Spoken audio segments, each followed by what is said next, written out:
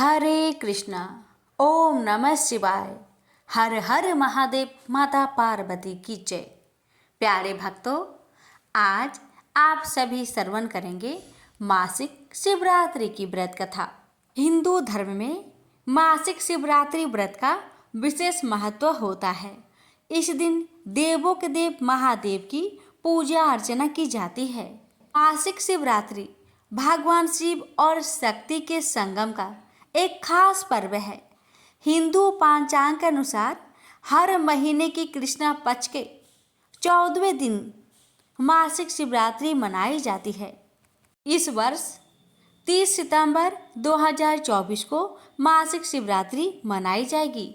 इस दिन सोमवार होने से भोलेनाथ की पूजा का शुभ संयोग बन रहा है। चतुर्दशी तिथि भगवान शंकर को अति प्रिय है।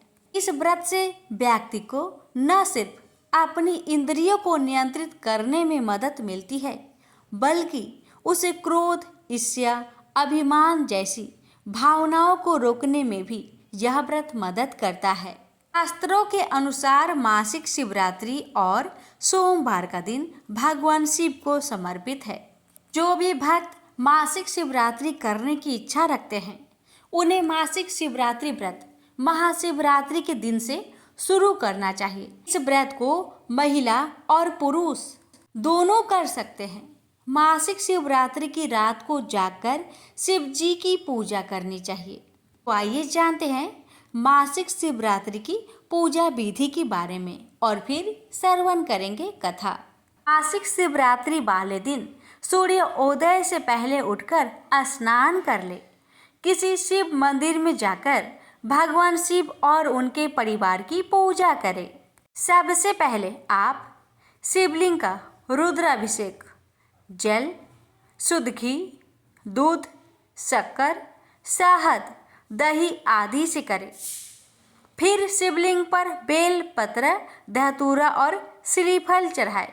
इसके बाद भगवान शिव की धूप, दीप, फल और फूल आदि से पूजा करें।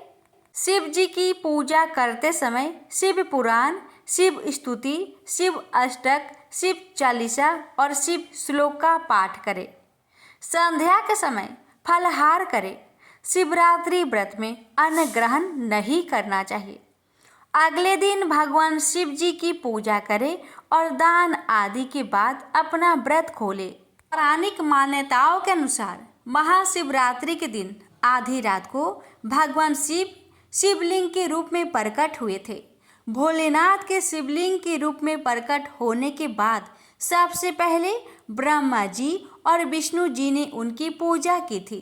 इसी उपलक्ष्य में आज तक कुछ जगहों पर शिवरात्रि को शिव जी की जन्म दिवस के रूप में मनाया जाता है और हर मासिक शिवरात्रि पर उनके भक्त उन्हें याद करते हैं।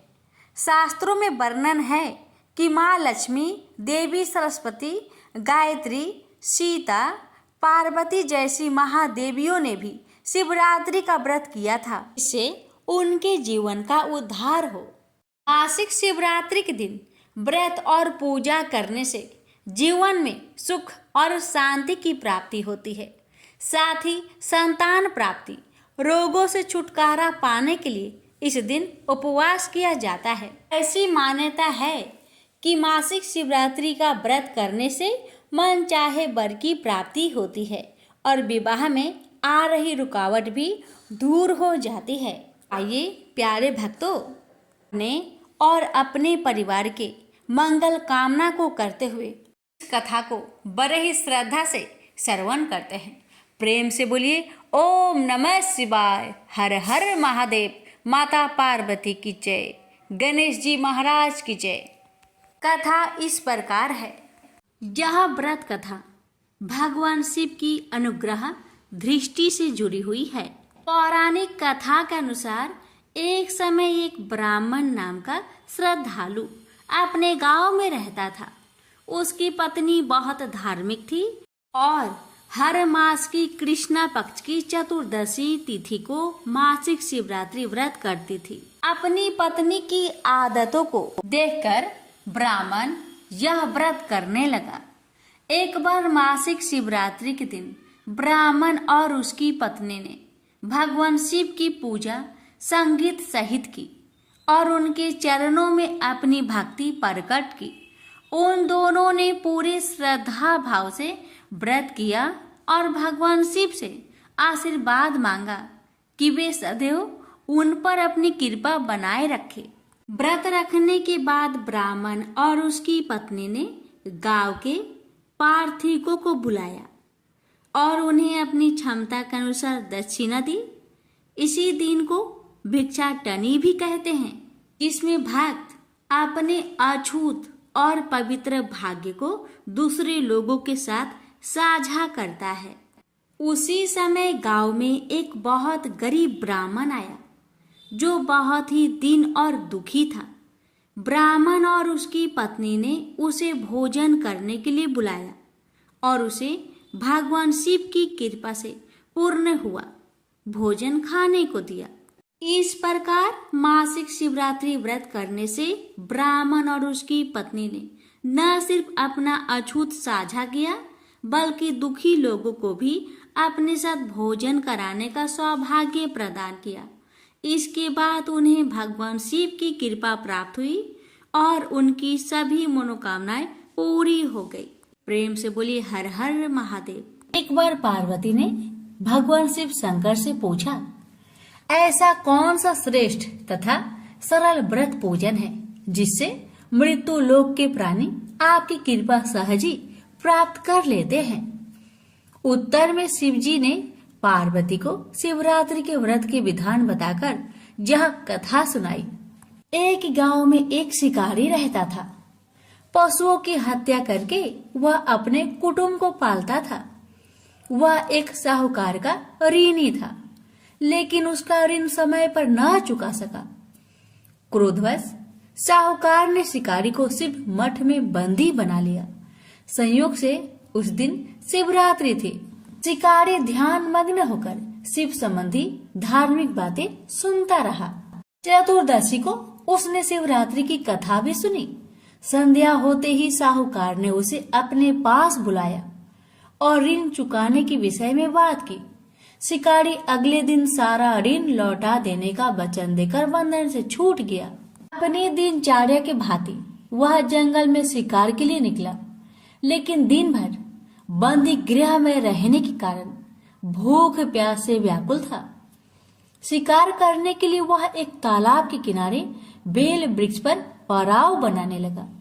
बेल वृक्ष के नीचे शिवलिंग था जो बेल पत्रों से ढका हुआ था। शिकारी को उसका पता न चला। पड़ाव बनाते समय उसने जो टहनियां तोड़ी वो संयोग से शिवलिंग पर जा गिरी। इस प्रकार दिन भर भूखे प्यासे शिकारी का व्रत भी हो गया और शिवलिंग पर बेलपत्र भी चढ़ गए। एक पहर रात्रि बीत जाने पर एक गर्भिणी मृग तालाब पर पानी पीने पहुंची। शिकारी ने धनुष पर तीर चढ़ाकर जयो ही प्रयंचा खींची। मृगी बोली, मैं गर्भिणी हूँ, शीघ्र ही प्रसव करूंगी। तुम एक साथ 2 जीवों की हत्या करोगे जो ठीक नहीं है। मैं अपने बच्चों को जन्म देकर शीघ्र ही तुम्हारे सामने प्रस्तुत हो जाऊंगी, तब तुम मुझे मार लेना। शिकारी ने प्रयंचा ढीली कर दी और मृगी झाड़ियों में लुप्त हो गई। कुछ ही देर बाद एक और मृगी उधर से निकली। शिकारी की प्रसन्नता का ठिकाना न रहा। समीप आने पर उसने धनुष पर बाण चढ़ाया। तब उसे देख मृगी ने विनम्रता पूर्वक निवेदन किया, हे पार्थी, मैं थोड़ी देर पहले ही ऋतु से निवृत्त हुई हूँ, कामातुर वीरहीनी हूँ, अपने प्रिय की खोज में भटक रही हूँ। मैं अपने पति से मिलकर शीघ्र ही तुम्हारे पास आ जाऊंगी।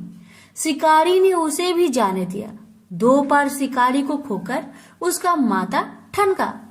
वह चिंता में पड़ गया। रात्रि का आखिरी पहर बीत रहा था। तभी एक अन्य मृगी अपने बच्चों के साथ उधर से निकली। शिकारी के लिए यह स्वर्णिम अवसर था। उसने धनुष पर तीर चढ़ाने में देर न लगाई।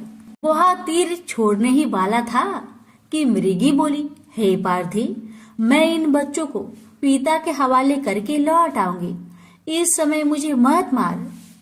शिकारी हंसा और बोला, सामने आए शिकारी को छोड़ दो, मैं ऐसा मूर्ख नहीं। इससे पहले मैं 2 बार अपना शिकार खो चुका हूँ। मेरे बच्चे भूख प्यास से तड़प रहे होंगे। उत्तर में मृगी ने फिर कहा, जैसे तुम्हें अपने बच्चों की ममता सता रही है, ठीक वैसे ही मुझे भी। इसलिए सिर्फ बच्चों के नाम पर मैं थोड़ी देर के लिए जीवन दान मांग रही हूँ। हे पार्थी, मेरा विश्वास कर, मैं इन्हें इनके पिता के पास छोड़कर तुरंत लौटने की प्रतिज्ञा करती हूँ। मृगी का दीन स्वर सुनकर शिकारी को उस पर दया आ गई। उसने उस मृगी को भी जाने दिया। शिकार के अभाव में बेल वृक्ष पर बैठा शिकारी बेल पत्र तोड़ तोड़कर नीचे फेंकते जा रहा था। पाँव फटने को हुई तो एक हष्ट पुष्ट मृग उसी रास्ते पर आया। शिकारी ने सोच लिया कि इसका शिकार वह अवश्य करेगा। शिकारी ने तनी प्रयंचा देखकर मृग विनीत स्वर में बोला, हे पारधी भाई, यदि तुमने मुझसे पूर्व आने वाली 3 मृगियों तथा छोटे छोटे बच्चों को मार डाला है तो मुझे भी मारने में विलंब ना करो, ताकि उनके वियोग में मुझे एक क्षण भी दुख सहना ना पड़े। मैं उन मृगियों का पति हूँ। यदि तुमने उन्हें जीवन दान दिया है तो मुझे भी कुछ क्षण जीवन दान देने की कृपा करो। मैं उनसे मिलकर तुम्हारे सामने उपस्थित हो जाऊंगा। मृग की बात सुनते ही शिकारी के सामने पूरी रात की घटना चक्र घूम गया। उसने सारी कथा मृग को सुना दी। मृग ने कहा, मेरी 3 पत्नियां जिस प्रकार प्रतिज्ञाबद्ध होकर गई हैं, मेरी मृत्यु से अपने धर्म का पालन नहीं कर पाएगी। अतः जैसे तुमने उन्हें विश्वास पात्र मानकर छोड़ा है, वैसे ही मुझे भी जाने दो। मैं उन सबके साथ तुम्हारे सामने शीघ्र ही उपस्थित होता हूँ। उपवास, रात्रि जागरण तथा शिवलिंग पर बेल पत्र चढ़ने से शिकारी का हिंसक हृदय कोमल हो गया था। उसमें भगवत शक्ति का वास हो गया था। धनुष तथा बाण उसके हाथ से सहज ही छूट गए। भगवान शिव की अनुकंपा से उसका हिंसक हृदय कारुणिक भावों से भर गया। वह अपने अतीत कर्मों को याद करके पश्चाताप की ज्वाला में जलने लगा। थोड़ी ही देर बाद मृग सपरिवार शिकारी के समक्ष उपस्थित हो गया ताकि वह उनका शिकार कर सके। किंतु जंगली पशुओं की ऐसी सत्यता, स्वाभाविकता एवं सामूहिक प्रेम भावना देखकर शिकारी को बड़ी गलानी हुई। उसके नेत्र से आंसुओं की झड़ी लग गई।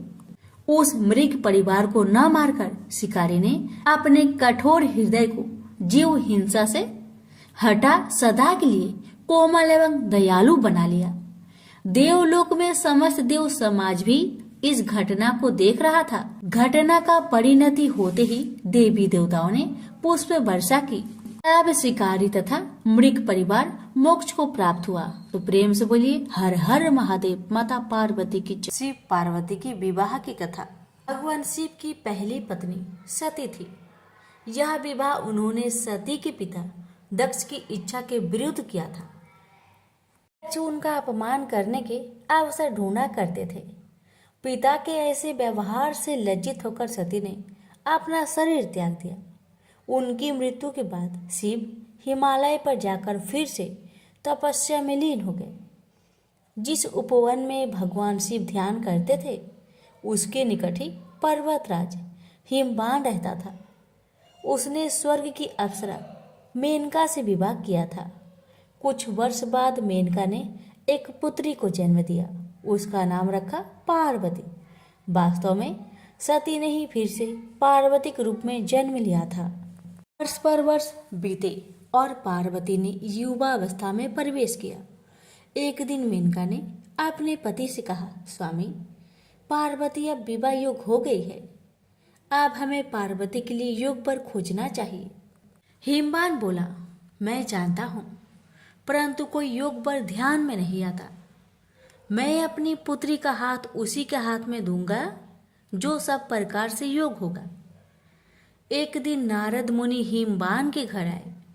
जब उन्होंने पार्वती को देखा तो हिमवान से बोले, हेम, तुम्हारी पुत्री के भाग्य में तो भगवान शिव से विवाह करने का योग है।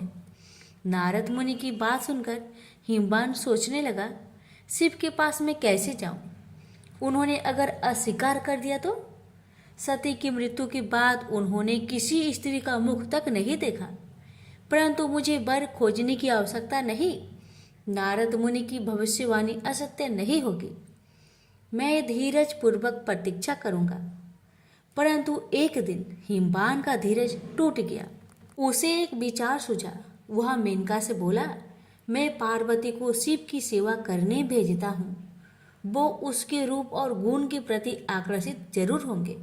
मेनका बोली, विचार तो बहुत उत्तम है। हिमवान ने पार्वती को अपने पास बुलवाया और कहा, बेटी, भगवान शिव उस उपवन में तपस्या कर रहे हैं। तुम अपनी सहेलियों के साथ जाकर उनकी सेवा किया करो। पार्वती बोली, अवश्य पिताजी, हमने अनेक बार उन्हें देखा है। पार्वती और उनकी 2 सहेलियों को लेकर हिमवान शिव के पास गए और उनसे निवेदन किया, हे भगवान, आपके पास पूजा अर्चना की तैयारी करने वाला कोई नहीं है। मेरी पुत्री यह सेवा कर सकती है।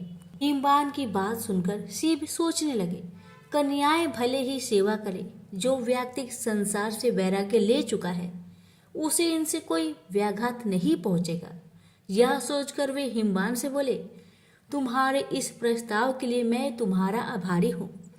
कन्याएं मेरी इच्छा अनुसार सेवा कर सकती है। शिव का प्रस्ताव सुनकर हिमवान बहुत प्रसन्न हुआ और कन्याओं को वहां छोड़कर चला आया। पार्वती शिव की सेवा करने लगी। वह उपासना के लिए कुछ तृण चुनती थी और गर्मी बढ़ने पर शिव पर पंखा झलती थी। इस प्रकार पार्वती हृदय से शिव से प्रेम करने लगी। इस बीच आपत्तिग्रस्त देवता इंद्र के साथ ब्रह्मा जी के पास आकर बोले, भगवान, असुर तारक के अत्याचारों से हमारी रक्षा करे। उसने स्वर्ग पर अधिकार कर लिया है और लोगों में हाहाकार मचा हुआ है। उसे प्रसन्न करने के लिए हमने उसे उपहार भी भेजे, परंतु हम जितना ही उसे प्रसन्न करने का प्रयत्न करते हैं उतनी ही उसकी कुधृष्टता बढ़ती जाती है। हमारी आपसे प्रार्थना है कि हमें कोई ऐसा नेता प्रदान कीजिए जो हमें उसके अत्याचारों से त्राण दिलाए। ब्रह्मा जी असहाय होकर बोले, प्रिय पुत्रों, मैं चाहते हुए भी तुम्हारी सहायता नहीं कर सकता। तारक को मैंने एक बार वरदान दिया था, उसी से वह इतना बलवान हो गया है। मैं भी उसका नाश नहीं कर सकता। परंतु एक उपाय है। शिव का पार्वती से विवाह विधि का विधान है। तुम जाओ और शिव पार्वती की सुंदरता का भान कराओ। शिव और पार्वती का जो पुत्र होगा वही तुम्हारा नेता बनकर तारक का वध करेगा। ब्रह्मा जी की बात सुनकर देवराज इंद्र सीधे प्रेम के देवता काम के पास पहुंचे और बोले, कामदेव, मैं तुम्हारे पास एक आवश्यक काम से आया हूं। तुम शिव पर अपना जादू चलाओ ताकि वे पार्वती से विवाह कर ले। इंद्र की आज्ञा पाकर कामदेव अपनी पत्नी रति के साथ शिव के कुंज में पहुंचे। वहां शिव को देखा तो उनका साहस छूट गया। उसी समय पार्वती वहां से निकली तो कामदेव का फिर से साहस बंधा। पार्वती ने नतमस्तक होकर कुछ पुष्प शिव के सम्मुख रखे। यह देख शिव बोले, तुम्हें ऐसा पति मिले जो बस केवल तुमसे ही प्रेम करने वाला हो। शिव की बात सुनकर पार्वती सोचने लगी, शिव का वचन कभी मिथ्या नहीं होगा। मैं कितनी भाग्यशाली हूँ। यह सोचकर पार्वती शिव के गले में माला पहनाने ही वाली थी, तभी कामदेव का बाण निशाने पर लगा। शिव ने पूरी शक्ति से अपनी भावनाओं को बस में किया और इधर उधर देखने लगे। उन्होंने कहा, मेरे मन की शांति भंग करने का साहस किसने किया? तभी उनकी दृष्टि कामदेव पर पड़ी। उस दृष्टि मात्र से कामदेव जलकर राख हो गए। यह देख रति मूर्छित हो गई। शिव पार्वती की ओर आंख उठाए बिना ही कुंज में चले गए। यह देख पार्वती शोक और लज्जा से विहल हो उठी और उदास मन से अपने घर लौट गई। उधर जब रति की मूर्छा टूटी तो उसने सोचा, जब मेरे पति ही नहीं रहे तो मैं जीकर क्या करूंगी। अच्छा यही है कि मैं भी मरकर उनके पास पहुंचूं। वह यह सोच ही रही थी कि तभी आकाशवाणी हुई, जीवन मत त्याग। पार्वती तपस्या करके शिव को वर के रूप में पाएगी और उनके विवाह के दिन तेरा पति पूर्ण जीवित होकर फिर से तुझे मिलेगा। आकाशवाणी सुनकर रति को ढढ़स बंधा और वह उस दिन की प्रतीक्षा करने लगी। उधर शिव के व्यवहार से पार्वती को बहुत दुख हुआ, परंतु उसके प्रेम में कमी नहीं आई। वह सोचने लगी, मेरा सौंदर्य उन्हें आकर्षित नहीं कर सका, परंतु मैं हार नहीं मानूंगी। सौंदर्य से नहीं तो मैं अपनी तपस्या और भक्ति से उन्हें प्राप्त करूंगी। यह सोचकर उसने अपना निर्णय अपने माता पिता को बताया। पार्वती के निर्णय के आगे माता पिता को झुकना पड़ा और उसे आशीर्वाद देकर विदा किया। सुंदर वस्त्रों तथा आभूषणों का त्याग करके पार्वती कुंज में तपस्या करने बैठ गई। कई वर्ष बीत गए, परंतु पार्वती ने आशा नहीं छोड़ी। एक दिन वह जल कुंड में प्रवेश करने से पहले पूजा अर्चना की तैयारी कर रही थी कि एक युवक ऋषि उनसे मिलने आया। उसने पार्वती से कहा, तुम्हारा यह सुकुमार शरीर कैसे ये कठिन कर्म करता है जो तुम्हारी आत्मा उसे करवा रही है। तुमने संसार को दिखा दिया है कि सुंदरता और पवित्रता एक दूसरे को नष्ट करने के लिए नहीं है। तुम्हारे आचरण ने तुम्हारे पिता के गौरव को और बढ़ाया है। सुकुमारी, तुमने यह कठिन तपस्या का व्रत क्यों लिया है? घर लौट जाओ। सुकुमारी, तुम तपस्या त्याग दो। जो सिद्धियां मैंने प्राप्त की है उनमें से आधी मैं तुम्हें दूंगा, लेकिन कृपया तपस्या का कारण बता दो। पार्वती ने अपनी सखी से कारण बताने को कहा तो सखी ने कहा, मेरी सखी पार्वती ने शिव का प्रेम जीतने का निश्चय किया है। अपने सौंदर्य से तो यह उन्हें नहीं रिझा सके, अतः तपस्या और त्याग का सहारा लिया है।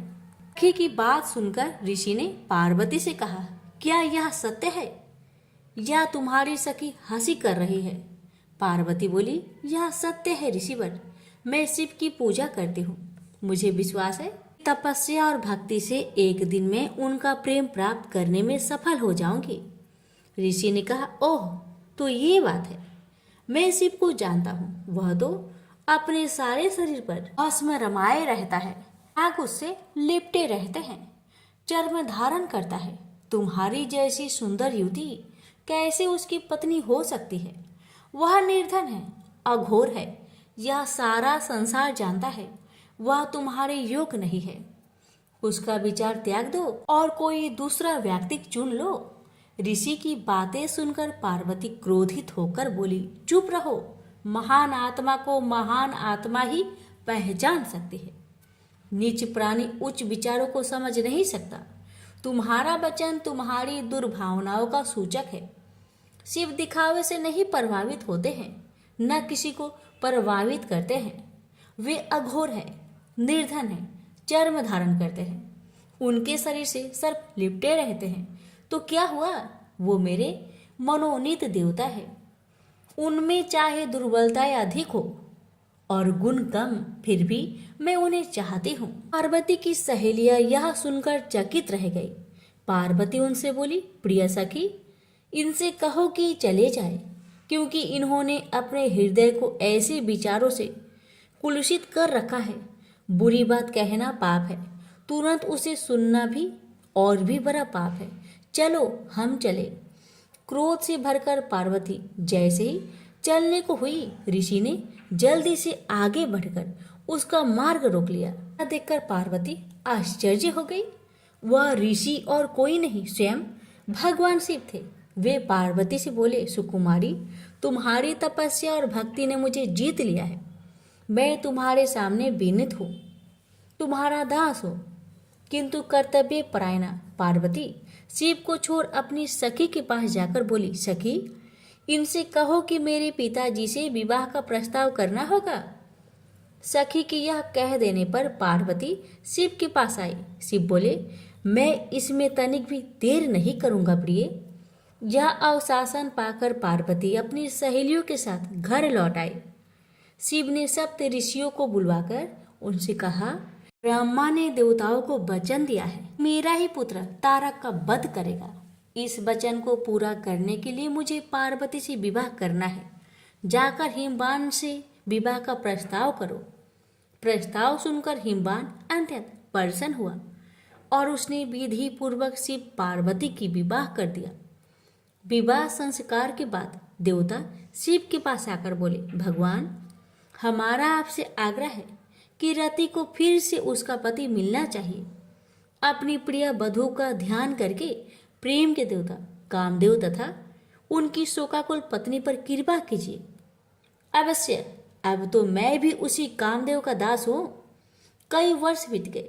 शिव अपनी पत्नी के प्रेम में डूबे हुए थे। अब इंद्र ने अग्नि को शिव के पास भेजा। अग्निदेव शिव के पास गए और उनसे विनती की, भगवान, मैं आपको देवताओं की आवश्यकता का स्मरण कराने आया हूँ। शिव ने अग्निदेव के हाथ में एक बीज रखा और बोले, इस बीज को पकने पर एक बालक का जन्म होगा, वही तुम्हारा सेनापति होगा। अग्निदेव बीज लेकर वहां से चले गए, परंतु वह बीज इतना गर्म था, उसे पकड़े रहना बहुत कठिन था। इंद्र के पास पहुंचते पहुंचते अग्निदेव का शरीर पीड़ा से पीला पड़ गया। वह इंद्र से बोले, बीज मेरे पास है, परंतु उसे संभालना असंभव है। अग्निदेव की दशा देखकर इंद्र दुखी होकर बोले, तुम इसे गंगा के पास ले जाओ, वह तुम्हें ठंडक पहुंचाएगी और इसे संभालेगी। अग्निदेव गंगा के पास गए। जब उन्होंने बीज को लेकर उसमें डुबकी लगाई तो उसमें उफान आने लगा और वह उबलने लगी। तब बीज किनारे पर जा गिरा। उसी समय स्वर्ग की 6 अप्सराएं गंगा में स्नान करने आई। उन्होंने बीज को उठाकर सर घास में रख दिया। बीज तब तक पक चुका था और उसमें से कार्तिकेय प्रकट हुए। आश्चर्यचकित अप्सराएं बोली, इसे हम अपने साथ ले जाएंगे। पहले पहले हमने ही देखा है।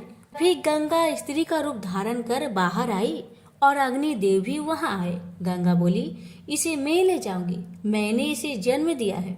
अग्निदेव बोले, नहीं, यह हमें प्रदान किया गया है।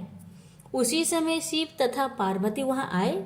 शिव ने विवाह का निर्णय करते हुए कहा, जो बालक देवताओं का नेतृत्व करने वाला है उसका पालन पोषण पार्वती ही कर सकती है। पार्वती ने प्रेम से बालक को उठाकर छाती से लगा लिया। फिर वे कैलाश पर्वत पर लौट आई। समय बीतने के साथ कार्तिकेय बड़ा हुआ। उसके नेतृत्व में देवताओं और तारक के बीच भीषण युद्ध हुआ। कार्तिकेय ने उसे मार डाला। स्वर्ग का सिंहासन फिर से इंद्र को मिला और स्वर्ग में फिर से सुख शांति का साम्राज्य प्रस्थापित हुआ। प्रेम से बोलिए, हर हर महादेव, माता पार्वती की जय। अभी व्रत में सुनी जाने वाली गणेश भगवान की पावन कथा। एक बुढ़िया माई थी, मिट्टी के गणेश जी की पूजा करती थी। रोज बनाए रोज गल जाए। एक सेठ का मकान बन रहा था। वो बोली, पत्थर का गणेश बना दो। मिस्त्री बोले, जितने हम तेरा पत्थर का गणेश करेंगे उतने में अपनी दीवार ना चिनेंगे। बुढ़िया बोली, राम करे तुम्हारी दीवार टेढ़ी हो जाए। अब उनकी दीवार टेढ़ी हो गई।